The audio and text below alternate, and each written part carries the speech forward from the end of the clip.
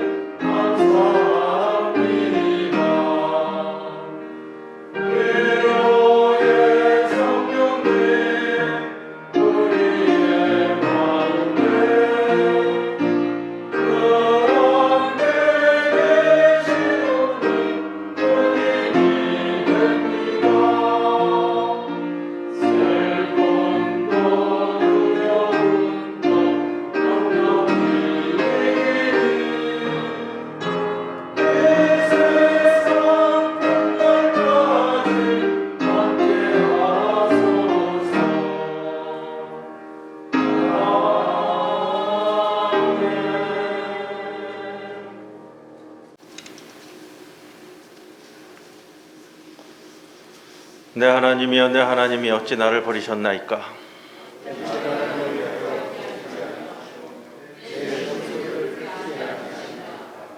내 하나님이여, 내가 낮에도 부르짖고 밤에도 잠잠하지 아니하오나 응답하지 아니하시나이다.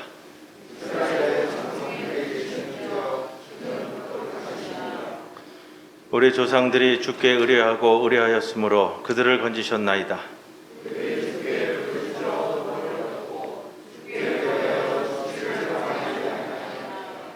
나를 멀리하지 마옵소서. 환난이 가까우나 도울 자 없나이다.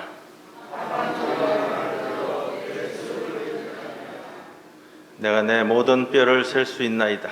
그들이 나를 주목하여 보고 내 겉옷을 나누며 속옷을 제비 뽑나이다.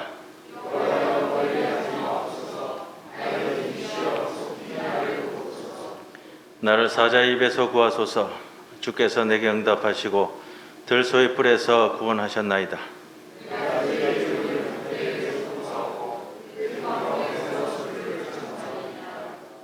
여호와를 두려워하는 너희여, 그를 찬송할지어다.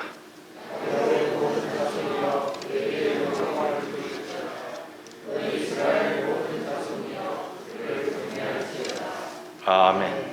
전능하사 천지를 만드신 하나님 아버지를 내가 믿사오며 그 외아들 우리 주 예수 그리스도를 믿사오니 이는 성령으로 잉태하사 동정녀 마리아에게 나시고 본디오 빌라도에게 고난을 받으사 십자가에 못 박혀 죽으시고 장사한 지 사흘 만에 죽은 자 가운데서 다시 살아나시며 하늘에 오르사 전능하신 하나님 우편에 앉아 계시다가 저리로서 산자와 죽은 자를 심판하러 오시리라.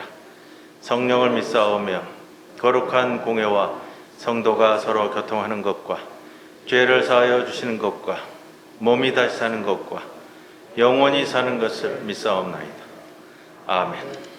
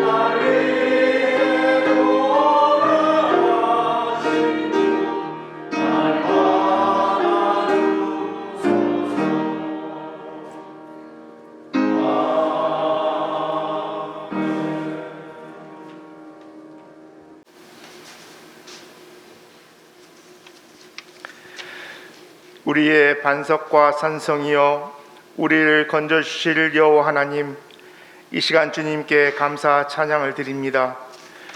죽은 것 같았던 마른 가지에도 봄 기운이 불어오면 새싹이 돋고 꽃이 피게 하시는 하나님의 섭리를 인하여 감사를 드립니다. 하나님만이 죽음의 세력에 들이운 것 같은 저희들에게도 새 생명을 주시어 부활의 기쁨을 맛보게 하는 이 계절이 되기를 기도합니다. 우리의 죄 때문에 주님이 십자가를 지심으로 우리가 죄사함을 받고 다시 주님이 주시는 새로운 몸으로 다시 거듭남을 경험하는 이번 사순절이 되기를 기도합니다.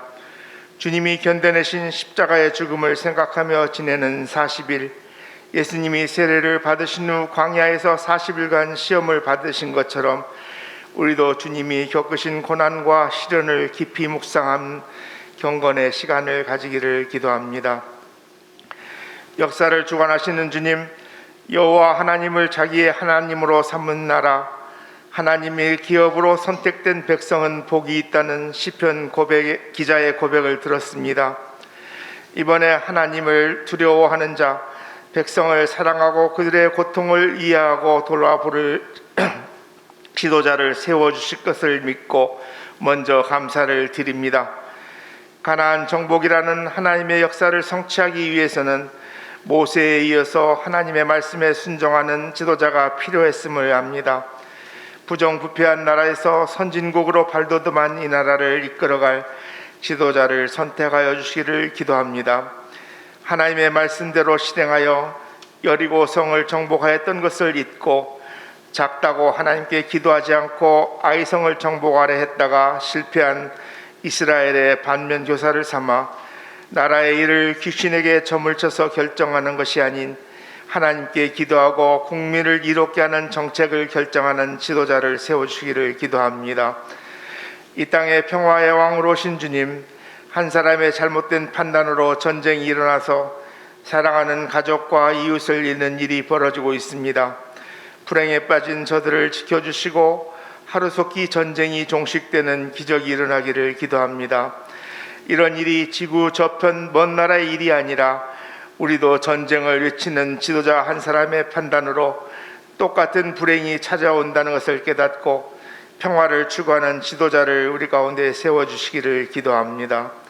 세계를 덮친 병마와 싸우며 이 힘든 시기를 살아가는 저희 중부 공동체 한 사람 한 사람에게 강하고 담대하게 이 시련을 헤쳐나가기를 기도합니다. 홍해와 요단강의 갈라짐을 체험케 하시는 주님을 보며 우리가 경험한 믿음의 체험을 후손들에게도 대물림하는 믿음의 물줄기가 흘러가기를 기도합니다. 그리하여 대대손손이 젖과 꿀이 흐르는 축복의 땅 가나안을 경험케 하여 주시기를 기도합니다. 우리의 죄값을 치르기 위해 십자가에서 돌아가신 주님의 은혜를 묵상하며 경거히 지내는 사순절이 되기를 빌며 예수님의 이름으로 기도드렸습니다. 아멘.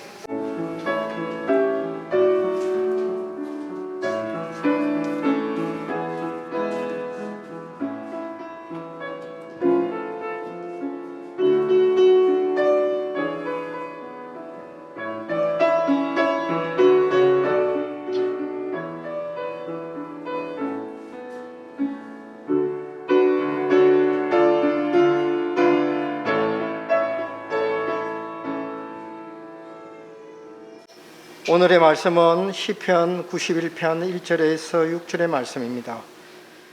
지존자의 은밀한 곳에 거주하며 전능자의 그늘 아래 사는 자여, 나는 여호와를 향하여 말하기를 그는 나의 피난처요 나의 요새요 내가 의뢰하는 하나님이라 하리니, 이는 그가 너를 새 사냥꾼 올무에서와 심한 전염병에서 건지실 것이미로다. 그가 너를 그의 기초로 덮으시리니 내가 그의 날개 아래 피하리로다. 그의 진실함은 방패와 손방패가 되시나니 너는 밤에 찾아오는 공포와 낮에 날아드는 화살과 어두울 때 퍼지는 전염병과 밝을 때 닥쳐오는 재앙을 두려워하지 아니하리로다.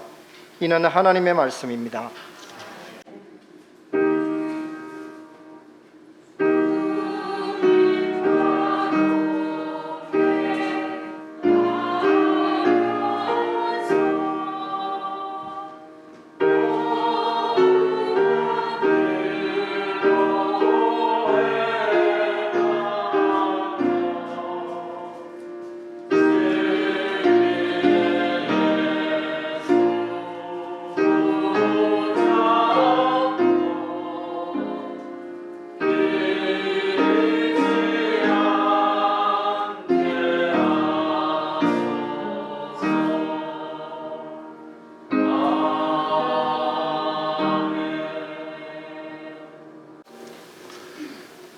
여러분들에게 주시는 하나님의 말씀 출애굽기 3장 1절, 마태복음 3장 1절에서 3절 말씀입니다.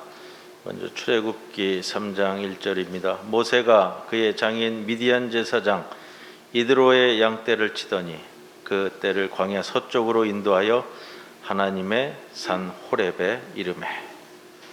신약성경 마태복음 3장 1절에서 3절 말씀입니다. 그때에 세례 요한이 이르러 유대 광야에서 전파하여 말하되 회개하라 천국이 가까이 왔느니라 하였으니 그는 선지자 이사야를 통하여 말씀하신 자라. 일러스되 광야에 외치는 자의 소리가 있어 이르되 너희는 주의 길을 준비하라 그가 오실 길을 곧게 하라 하였느니라. 이 말씀 가운데 성령께서 함께 하시기를 기원합니다.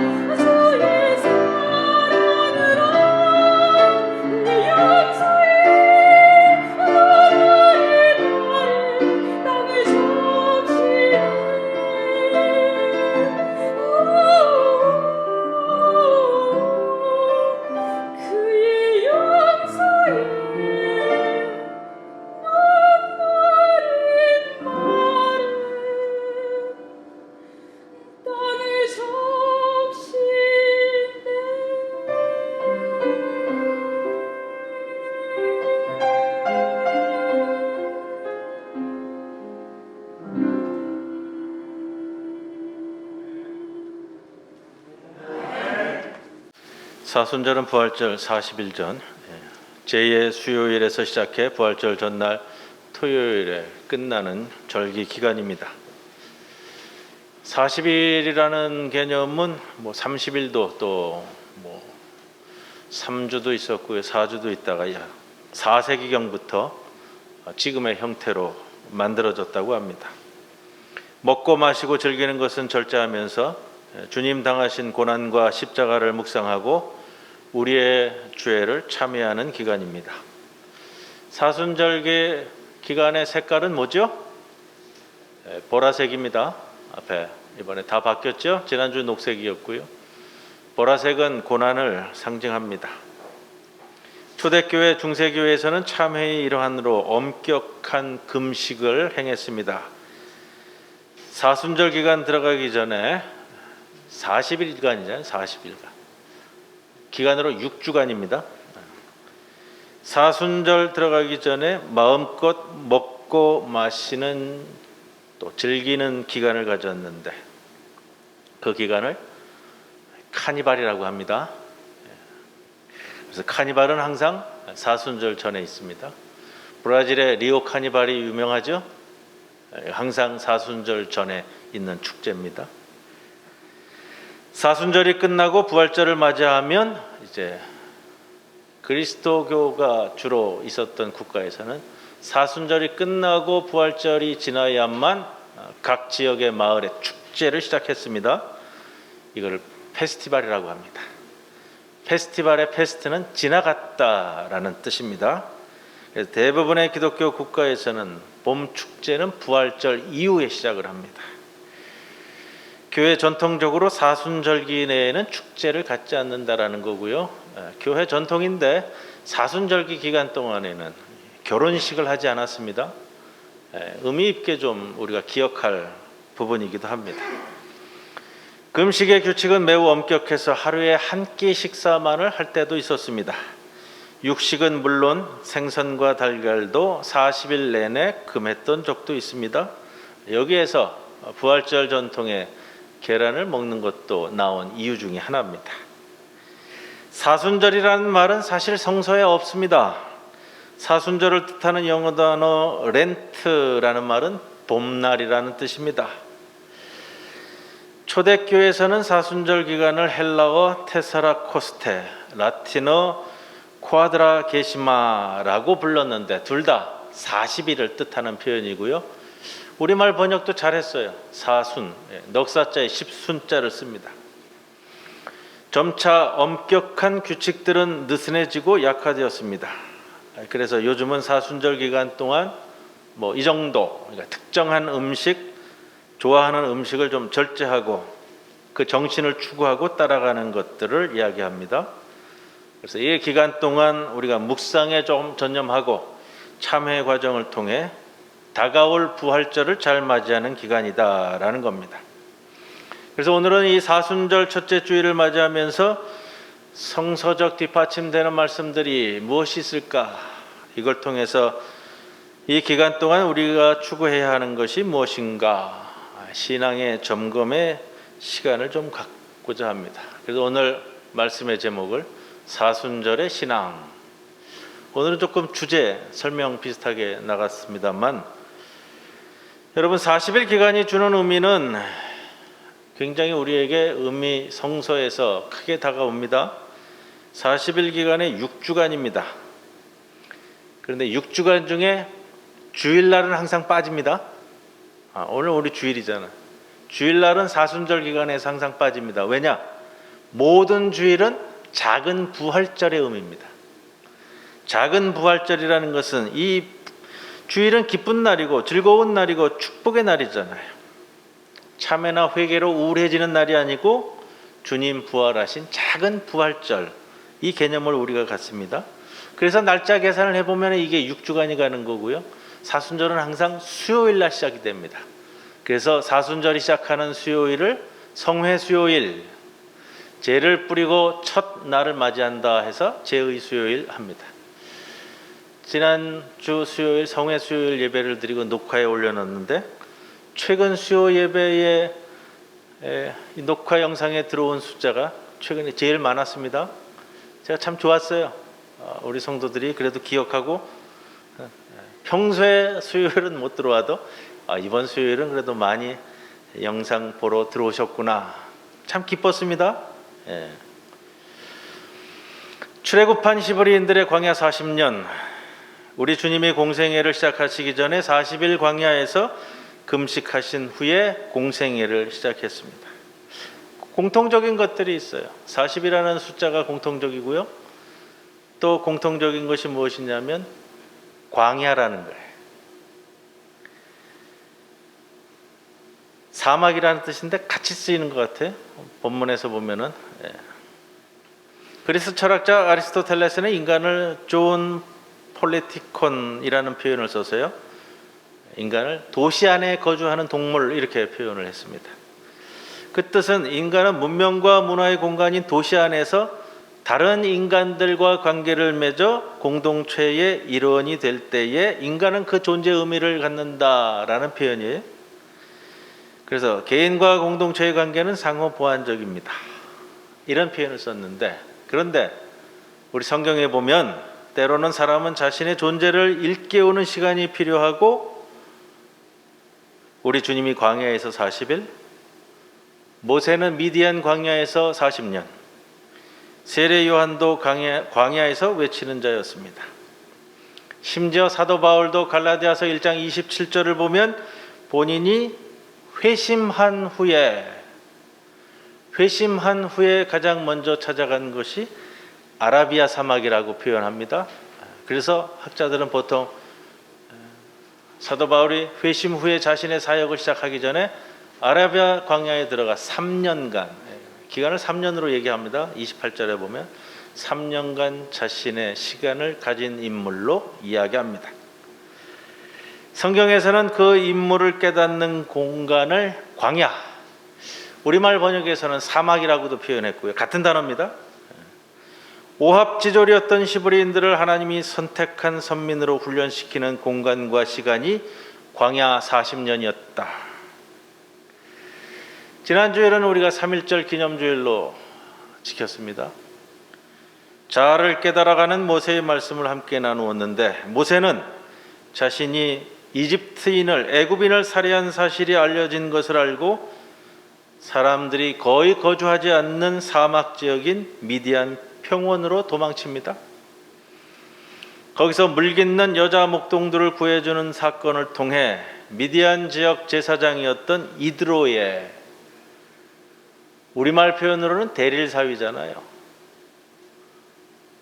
종교학자들은 당시에 양자 삼는 풍습이다 이렇게 이야기하는 게 맞다라고 표현하는데, 우리식으로 얘기한다면 대릴사위에 가깝다 이렇게 말씀을 드립니다.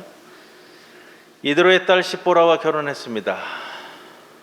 양을 치게 했습니다. 모세의 기나긴 40년의 목동 시절이 시작된 겁니다.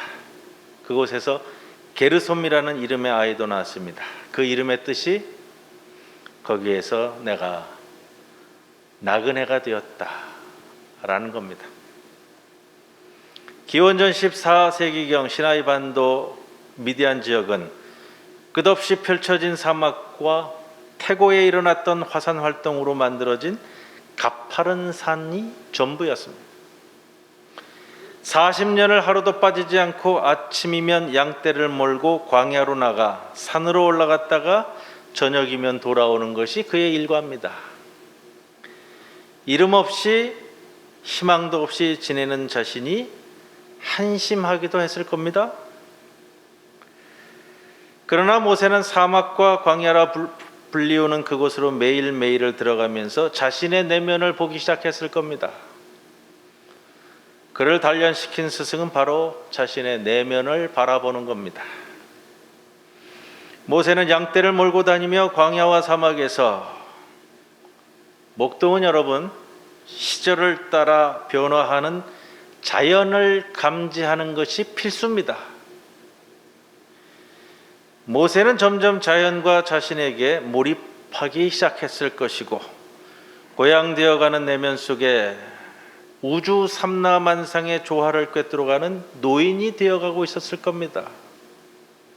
저녁이 되면 집으로 돌아오고, 집에 돌아오서는 자신이 속한 공동체의 유익을 위해 고민하는 노인 모세. 그 모세가 부름을 받습니다. 그 광경을 오늘 출애굽기 3장 1절에서 표현해내고 있습니다. 모세를 40년간 훈련시킨 장소는 광야입니다. 여러분, 광야, 사막이라고 이야기하는 히브리어 단어의 표현은 미다바르입니다.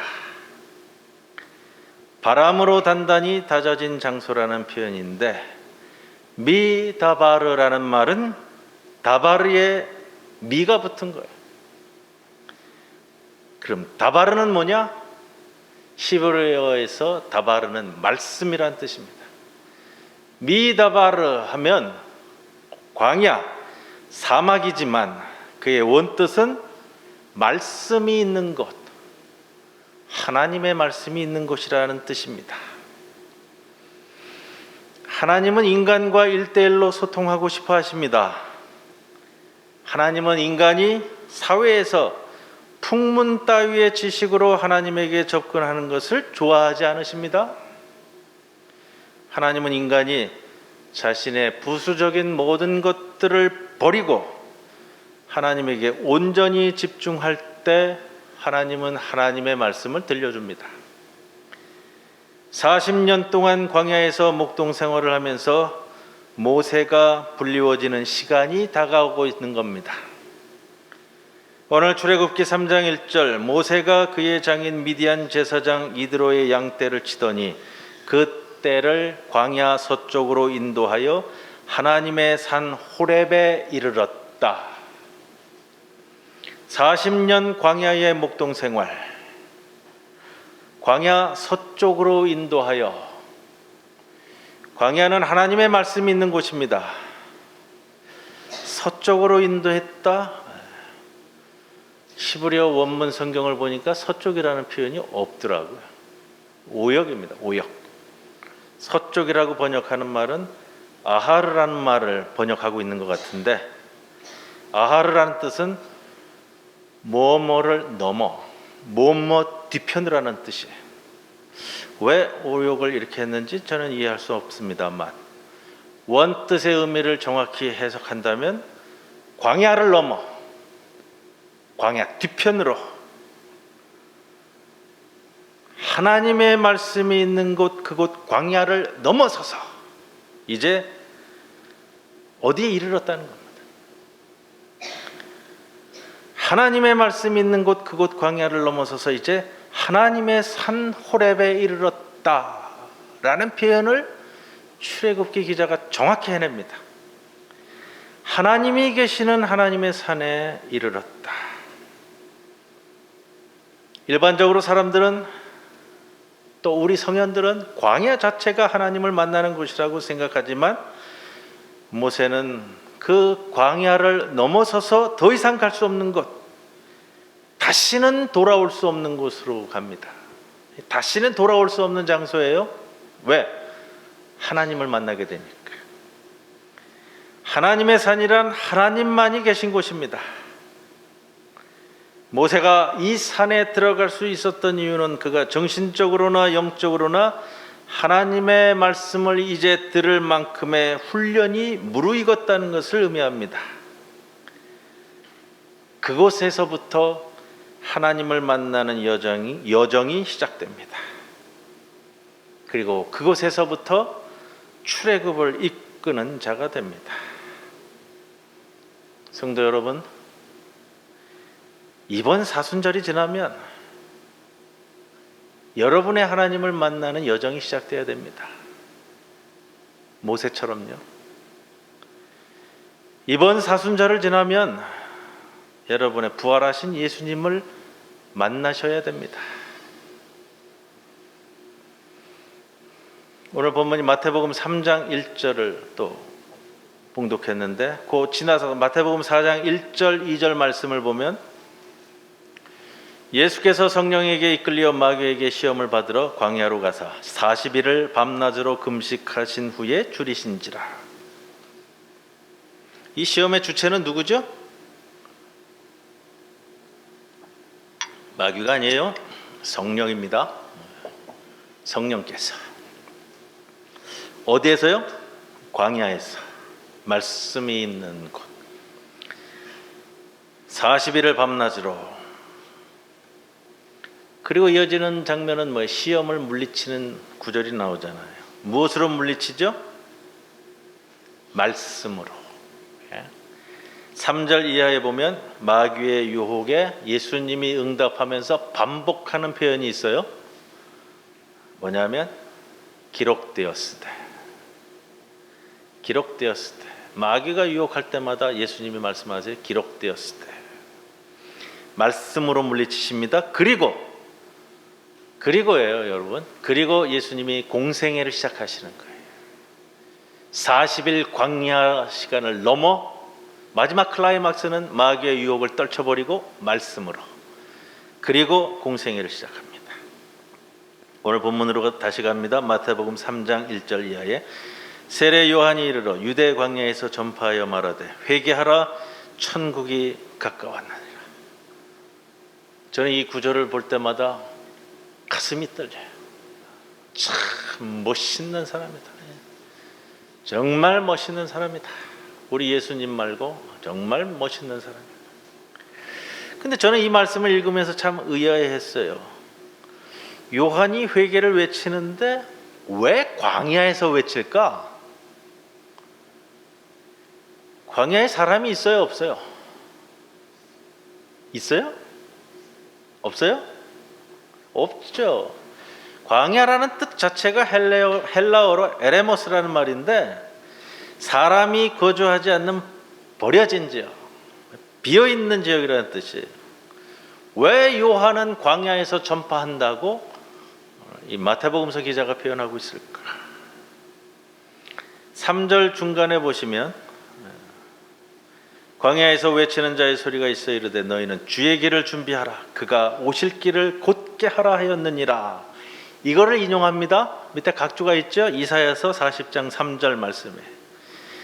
이사야서의 말씀인데 더 이상 하나님의 말씀이 들리지 않던 이사야 선지자 시절의 말씀입니다. 광야에서 외치는 한 사람의 소리가 들려왔다.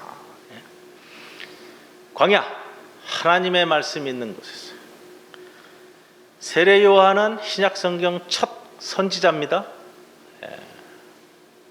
구약의 마지막 선지자는 말라기예요. 말라기 이후 신약 시대에 등장하는 첫 선지자가 세례 요한입니다. 그 중간 시기는 약 400년이에요. 400년간 하나님의 말씀이 없는 기간을 지나 하나님의 선포의 말씀이 다시 회복되는 순간, 그것을 마태복음서 기자는 오늘 광야에서 전파하여 말하되 이렇게 시작합니다. 제가 또 설명 반복하지 않아도 그 의미를 아시겠죠 이제? 1절에 회개하라. 오늘 본문 말씀의 마지막 말씀을 드려요. 회개하라.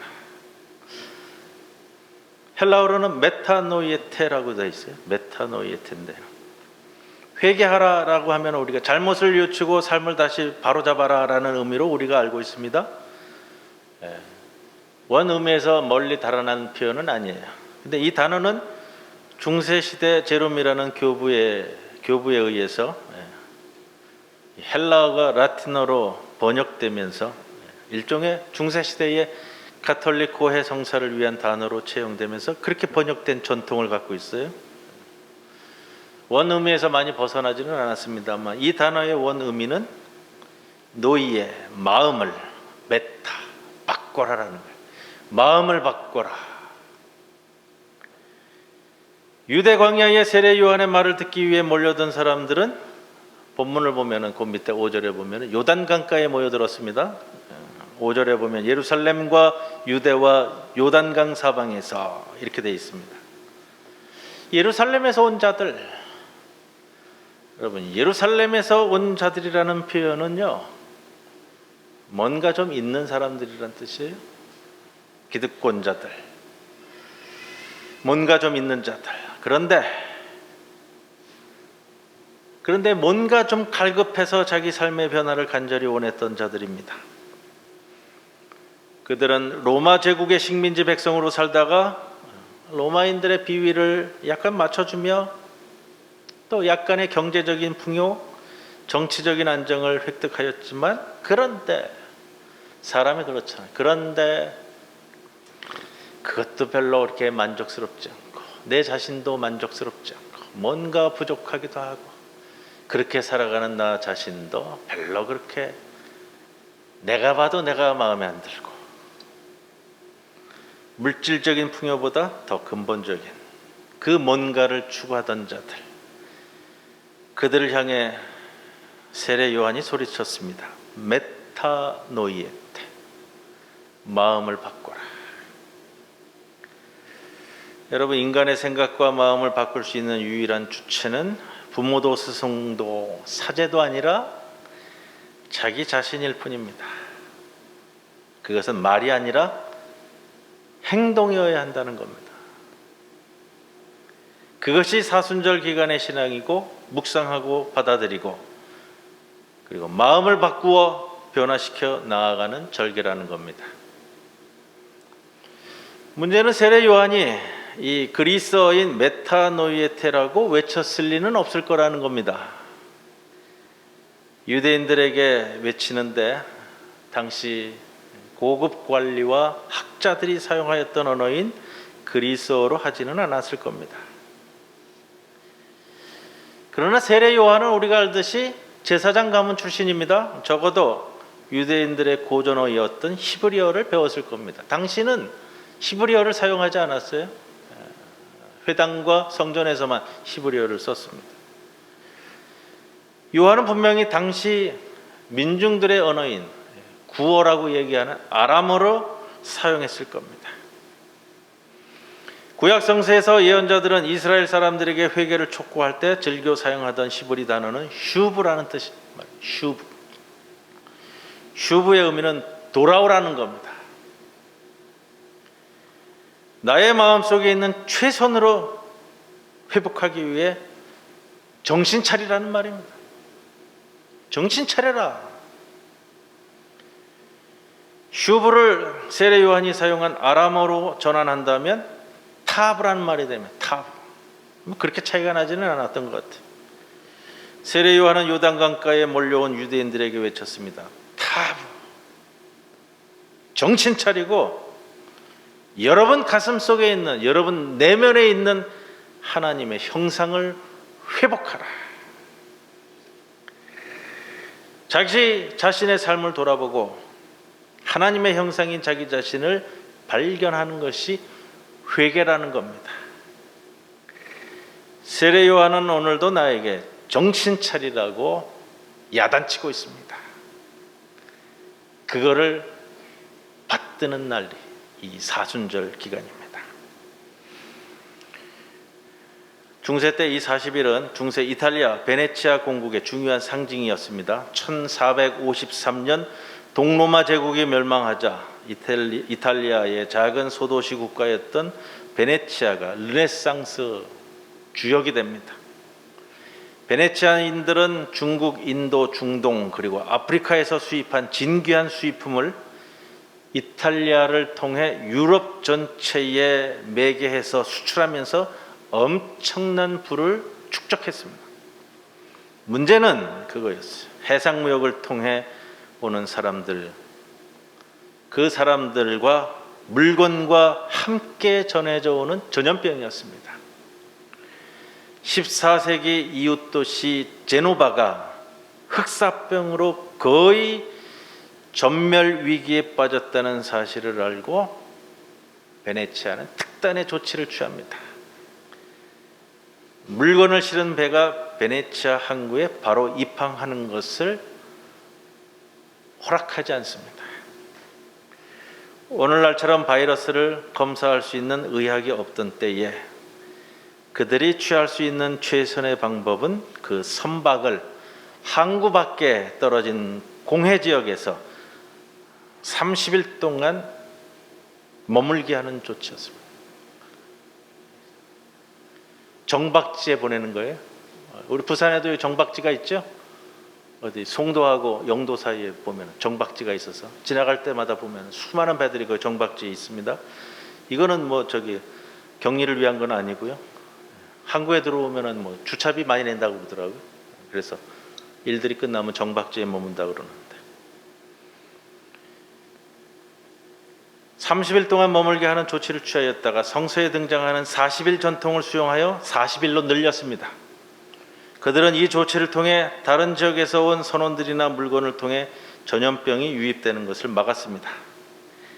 40일이란 뜻입니다. 40을 의미하는 이탈리아어 쿼란티나에서 검역을 뜻하는 쿼런틴이라는 단어가 나왔습니다. 쿼런틴이라는 것은 전염병 확산을 막기 위해 격리하는 조치고요.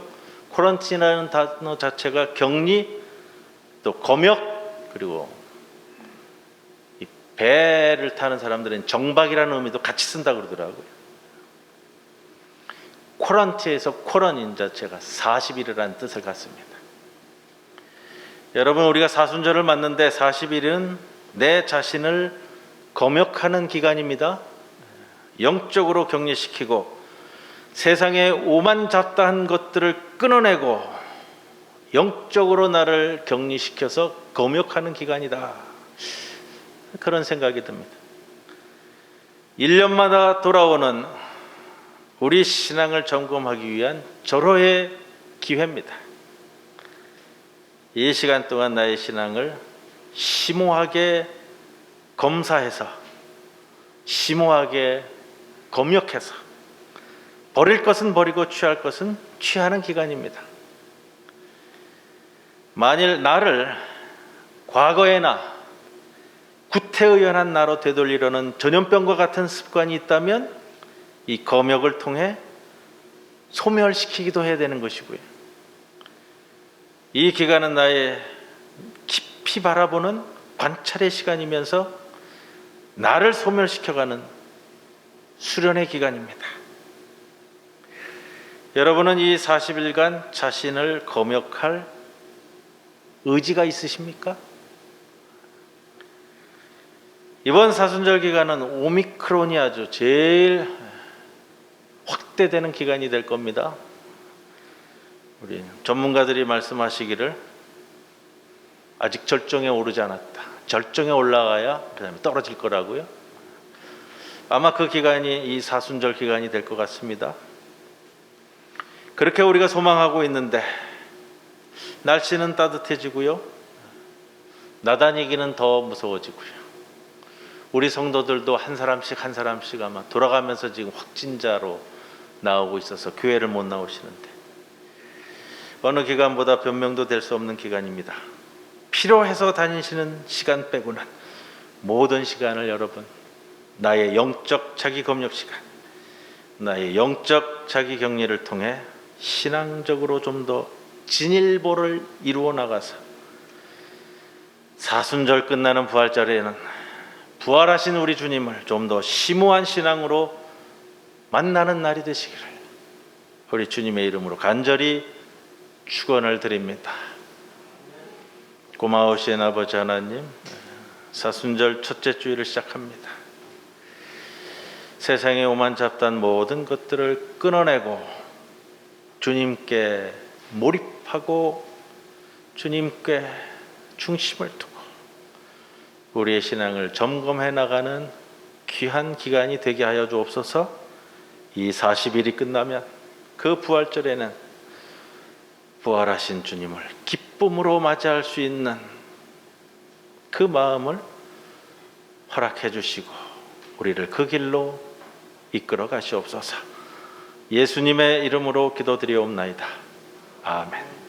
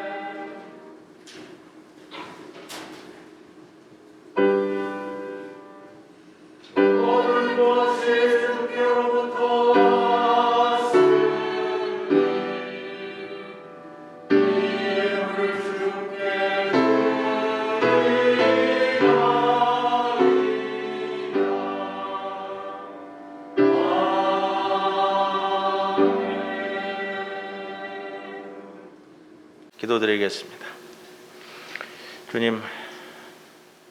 주님의 삶이 제 삶 속에도 각인되게 하여 주옵소서. 구습을 따라 썩어져가는 그 세상을 쫓아 살려는 욕구와 꿈틀거리는 세상의 유혹을 이제는 십자가에 매달게 하시고 제자들의 발을 씻기신 그 손을 붙잡게 하여 주옵소서. 옥합이 깨어질 때 오만하고 자고 했던 자만심도 깨지게 하시고 발을 닦던 여인의 머리털보다 더 많던 죄가 창에 찔린 옆구리에서 흘리신 보혈로 씻겨지게 하여 주옵소서. 저로 하여금 배신자의 입맞춤을 기꺼이 마주하셨던 그 온전한 주님의 사랑을 담게 하여 주옵소서. 이 심령을 안고 주님 앞에 예물을 올려옵니다. 기뻐 받아 주시옵소서. 11조로 감사헌금으로 하늘 헌금으로 주정 헌금으로 장학 헌금으로 올리는 모든 예물을 기쁘게 받아 주시사 이 예물 모두가 주님의 뜻 가운데 아름답게 쓰여지도록 인도하옵소서. 예물 드리는 그 모든 손길 위에 더 크신 은총을 허락하여 주시사 우리의 예물 드리는 이 심령이 주님 앞에 큰 심령이 되게 하여 주옵소서. 모든 것 감사만 올려오며 예수님의 이름으로 기도드리옵나이다. 아멘. 모두 일어서셔서 배에서 함께 찬송드립니다.